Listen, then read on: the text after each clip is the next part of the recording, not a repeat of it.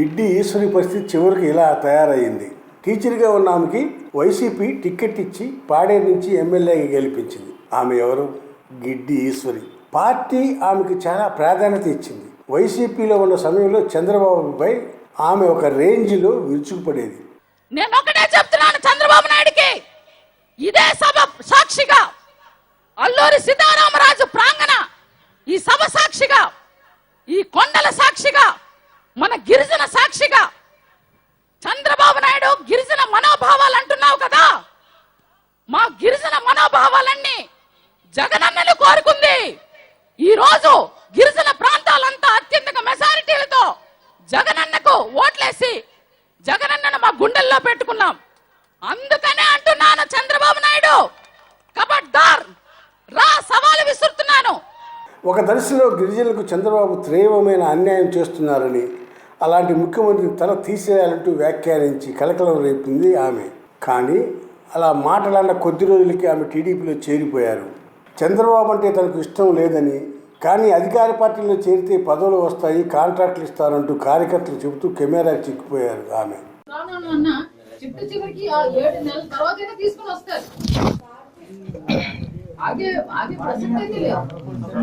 పోరాటం చేసినా ఆరాటం చేసినా ఏమీ ఉండదు. ఇంకొకటి, చంద్రబాబు నాయుడు అంటే మాకేమి ఇష్టమని వెళ్ళిపోవట్లేదు.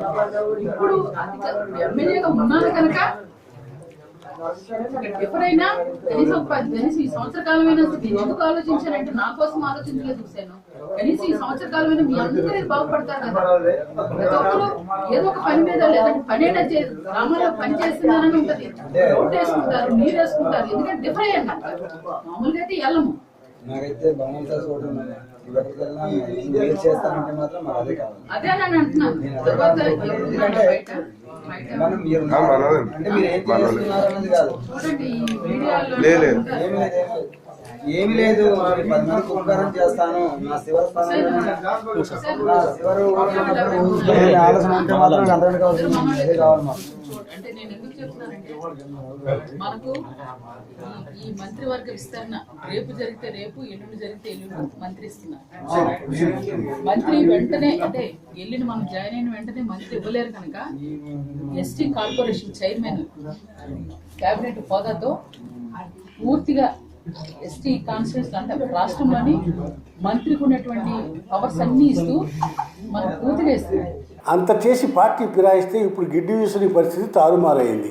చాలామంది ఫిరాయింపు ఎమ్మెల్యేలు స్వేచ్ఛగా తమ నియోజకవర్గాల్లో తిరుగుతూ ఉన్న గిడ్డి ఈశ్వరి మాత్రం తన నియోజకవర్గమైన పాడేరులో పర్యటించేందుకు జంకుతున్నారు.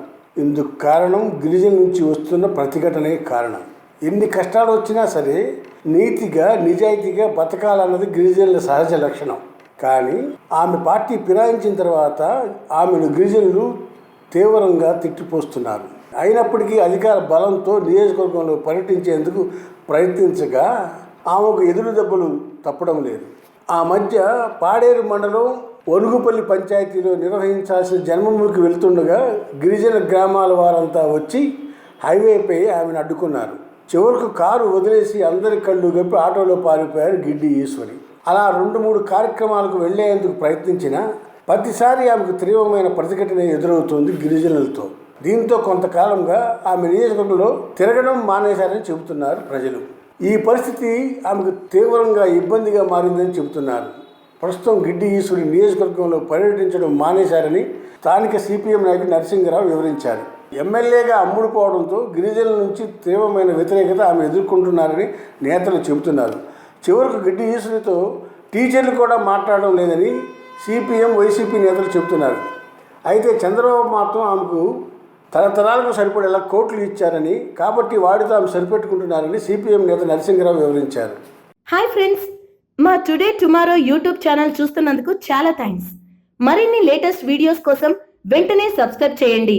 అలాగే ఈ బెల్ ని కూడా రింగ్ చేసేయండి. మా నోటిఫికేషన్స్ అన్ని మీ మొబైల్లో వస్తాయి. అలాగే మా వీడియోస్ మీకు నచ్చితే లైక్ చేయండి, షేర్ చేయండి, నచ్చకపోతే కామెంట్ చేయండి.